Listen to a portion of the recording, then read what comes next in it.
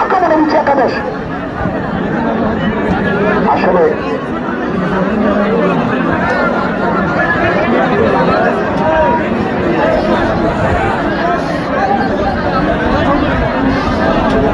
আমি আবারও অনুরোধ করতেছি, এটা একটা বিশ্রী বিষয়, আপনারা প্যান্ডেলের সামনে দিয়ে হাঁটা চলাফেরা করবেন না, দয়া করে বারবার বলতেছি এটা বোঝার চেষ্টা করেন।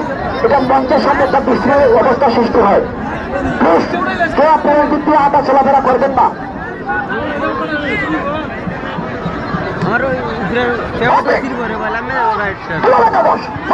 ক্লিয়ার করার চেষ্টা,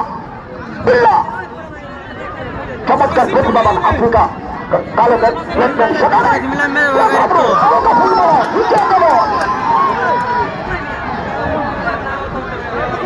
আজকে যেই দুই দল মাঠে মোকাবেলা করতেছে সেখানে 14টি দলকে হারিয়ে আজকে যে দুটি দল নিচি গ্রামের দুটি দল